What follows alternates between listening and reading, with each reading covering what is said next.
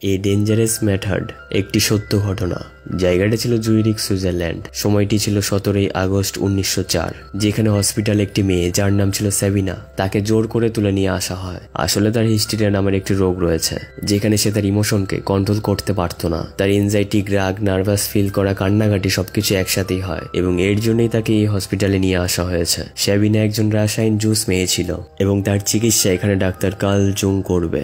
সে তার উপর talking method অর্থাৎ কথা বলার পদ্ধতি ব্যবহার করতে চায়। টকিং মেথডের সাহায্যে সে তার অতীতের কথাগুলোকে বের করবে, যেগুলি তার আনকনসিয়াস মাইন্ডের মধ্যে রয়েছে, এবং এই কারণেই সে অসুস্থ হয়ে আছে। আর এই মেথডটাকে ইমোশনাল রিলিফও বলা হয়, কারণ যখন পেশেন্টের ঘটনাগুলো মনে পড়ে যায় তখন ইমোশনালি সে অনেক রিলিফ ফিল করে, যাতে করে সে হিস্টেরিয়া রোগ থেকে অর্থাৎ একটি মানসিক রোগ তার থেকে বাইরে বেরিয়ে আসে।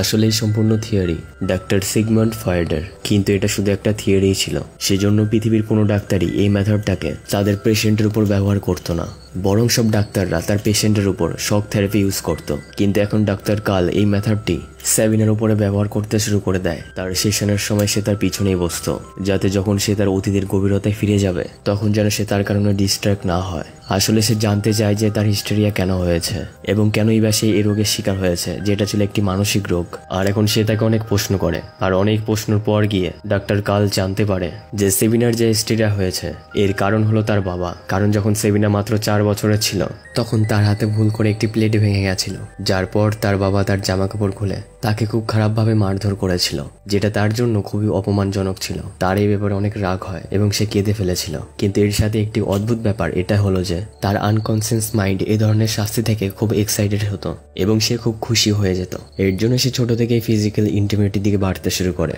এবং সে অন্যদের মারলে এবং তাদের অপমান করলে খুব এক্সাইটেড হয়ে যেত। সে ধীরে ধীরে বড় হতে থাকে, তার সাথে তার বাবাও তাকে শাস্তি দিতে থাকে, যার কারণে তার মনে, তার ব্রেনে গভীরভাবে প্রভাব পড়েছিল এবং সে হিস্টেরিয়ার পেশেন্ট হয়ে যায়। আসলে তার বাবা খুব ধনী একজন বিজনেসম্যান ছিল, আর না তো সে শুধু সাবিনাকে, সে তার মা এবং তার ভাইকেও ঠিক এভাবেই শাস্তি দিত। আর এখন ডাক্তার কালের এই চিকিৎসার সাহায্যে ধীরে ধীরে তার মনে প্রভাব পড়তে শুরু হয়ে যায়। সে আগের থেকে অনেক ভালো হয়ে যায়। সে খুব ভালো শিক্ষিতও ছিল, এর জন্যই ডাক্তার তার কাজে ওর সাহায্য নিতে শুরু করে। সাবিনা এখন অন্য রোগীদের ডেটা অ্যানালাইজ করে তার ইনপুট ডাক্তারকে দেয়। আর এখন যেহেতু ডাক্তার কার্ল টকিং মেথডের সাহায্যে সাবিনাকে অনেকটাই সুস্থ করে তুলেছে, সেজন্যই এখন সে অন্য পেশেন্টের উপরে এই টকিং মেথডই ব্যবহার করতে শুরু করে। আসলে সাবিনাই তার প্রথম সে পেশেন্ট ছিল যার উপর সে প্রথমবার সে এই টকিং মেথড ব্যবহার করেছে। এরপর 2 বছর কেটে গেছিল এবং সাবিনা প্রায় সম্পূর্ণভাবেই ভালো হয়ে গেছিল। ডক্টর কার্ল বলার পর সাবিনা এখন মেডিকেল হসপিটালে পড়াশোনা করে এবং এর সাথে ডাক্তার কার্ল তার এই মেথডের সাহায্যে তার পেশেন্টদের সম্পূর্ণভাবে সুস্থ করে তুলেছিল।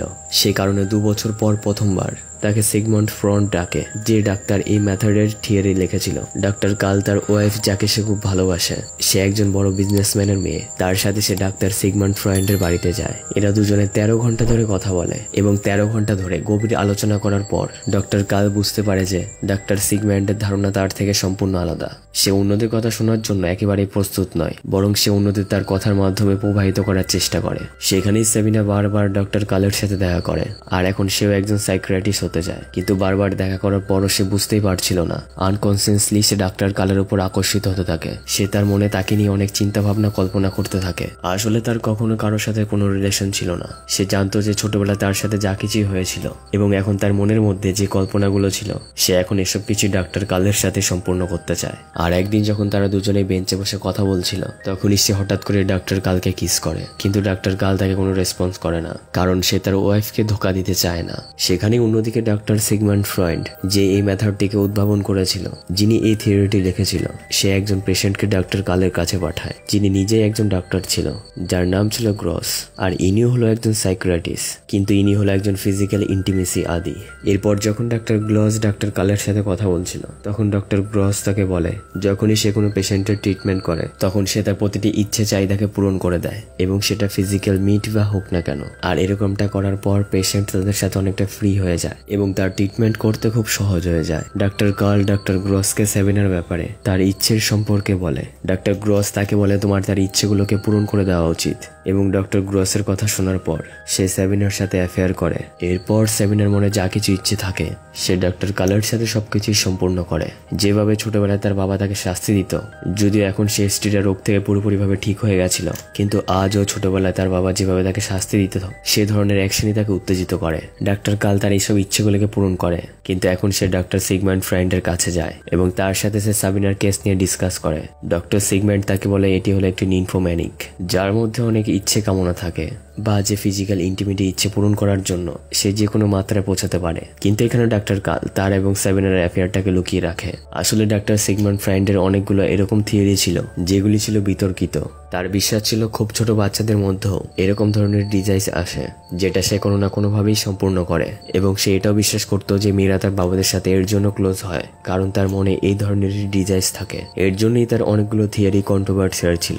ওখানেই ডক্টর কাল অনেকগুলো ভিন্ন সেক্টরে কাজ করতে চাইছিল, যেমন প্যারাসাইকোলজি, টেলিপ্যাথি, কিন্তু ডক্টর ফ্রাইন্ড তাকে বারণ করে দেয়। আর এই ব্যাপারটা ডক্টর কালের একদমই পছন্দ হয় না, আর এভাবেই সময় কেটে যায়। একদিন ডক্টর সিগমন্ড ফ্রাইন্ড ডক্টর কালকে বলে, আমার মনে হয় যে তোমার পেশেন্টের সাথে তোমার অ্যাফেয়ার আছে, কিন্তু সে কথাটা স্পষ্টভাবে অস্বীকার করে। আসলে সে একদমই চায় না যে তার এবং সাবিনার সম্পর্কে বিষয়ে কেউ জানুক। ডক্টর সিগমন্ড ফ্রাইন্ড তাকে বলে যে কোনো একটা অচেনা মেয়ে আমাকে লেটার লেখে, যার মধ্যে সে লিখেছে যে তোমার ওর সাথে অ্যাফেয়ার চলছে। এরপর ডক্টর কাল সাবিনার কাছে যায় এবং তার থেকে ব্রেকআপ করে নেয়, যার পর তার আবারও মেন্টালি উইক হতে শুরু হয়ে যায় এবং তার মেডিকেল পড়াশোনা কমপ্লিট করার জন্য কারো সাহায্যের দরকার। এর জন্য সে ডক্টর সিগমন্ড ফ্রাইন্ডকে একটি লেটার লেখে, যার মধ্যে সে তার এবং ডক্টর কালের সম্পর্ক বিষয়ে লিখে দেয়। এরপর ডক্টর সিগমন্ড ফ্রয়েড কালের কাছ থেকে এই বিষয়ে আরেকবার কনফার্ম করে, কিন্তু ডক্টর কাল আবারও আরেকবার সে এই ব্যাপারে অস্বীকার করে। সে তাকে বলে সে শুধুমাত্র আমার একজন পেশেন্ট ছিল এবং তার থেকে বেশি আর কিছুই না।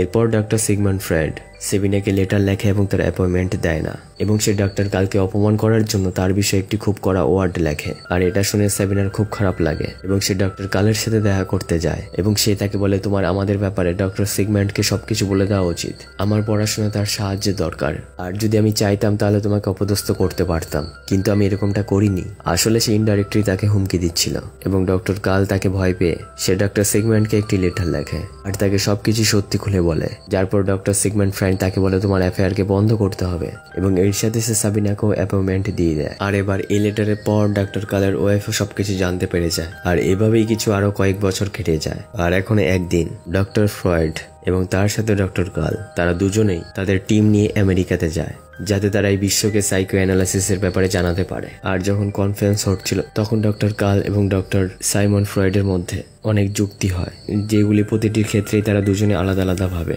আর এখানে তারা সবাই তাদের একে অপরকে রাইভাল ভাবতে শুরু করে দেয় এবং এখান থেকে তাদের দুজনের রাস্তাও আলাদা হয়ে যায়।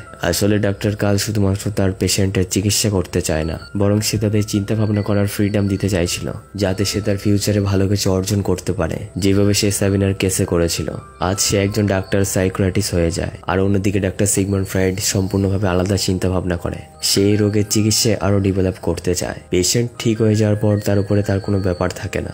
আর এখন যেহেতু ডক্টর সিগমন্ড ফ্রয়েড এবং ডক্টর কালের মধ্যে কোনো কথাবার্তা নেই, তারা কোনো রকম ডিসকাশন করে না, যার কারণে ডক্টর কালের মানসিক ভারসাম্য কিছুটা দুর্বল হয়ে যায় এবং সে আরেকবার সাবিনার সাথে তার অ্যাফেয়ার শুরু করে দেয়। কিন্তু এখন সাবিনা সিদ্ধান্ত নিয়ে নিয়েছিল যে সে ভিয়েনায় শিফট হয়ে যাবে, কারণ ডক্টর কাল তার ওয়াইফকে কখনোই ছাড়বে না।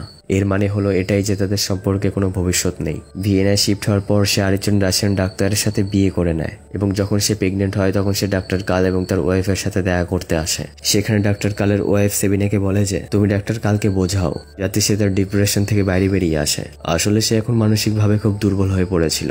যদিও ডক্টর কালের ওয়াইফ কোথাও না কোথাও সে জানতো যে সাবিনা এবং ডক্টর কালের মধ্যে অ্যাফেয়ার ছিল। ডক্টর কালের কাছে সাবিনা আসে এবং তাকে বলে আমার পেটে যে সন্তান রয়েছে আর এর বাবা হলে তুমি। আর ডাক্তার কাল তাকে বলে আমি তোমাকে অনেক ভালোবেসেছিলাম, আর আমি এই ব্যাপারটা কখনো তোমাকে বলিনি, কিন্তু এটাই আমার জীবনের সত্য। সাবিনা সেখান থেকে কেঁদে চলে যায়। আর আগে গিয়ে ওয়ার্ল্ড ওয়ার 2 এর সময় সাবিনা এবং তার 2 মেয়েকেই নার্জি সেনারা হত্যা করে ফেলেছিল, কিন্তু ডাক্তার কাল সে নিজেকে নিজে সামলে নিয়েছিল এবং সে বিশ্বের একজন স্থানীয় সাইকিয়াট্রিস্ট হয়ে ওঠে এবং সে অনেকগুলো বই লিখেছিল যেগুলো বিশ্বে অনেক ফেমাস হয়ে যায়।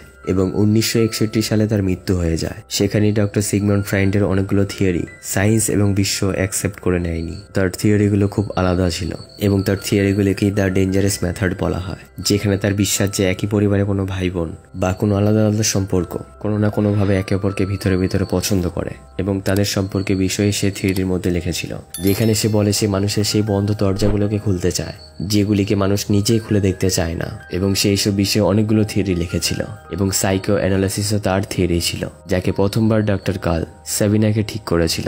অর্থাৎ সাবিনা প্রথম পেশেন্ট ছিল যে এই মেথডে ঠিক হয়ে গেছে। এবং তোমাদের doctor Sigmund Freud, doctor Carl এবং সাবিনার এই গল্পটি কেমন লেগেছে অবশ্যই কমেন্ট করে জানাবে। আশা করছি এই গল্পটি তোমাদের খুব ভালো লেগেছে।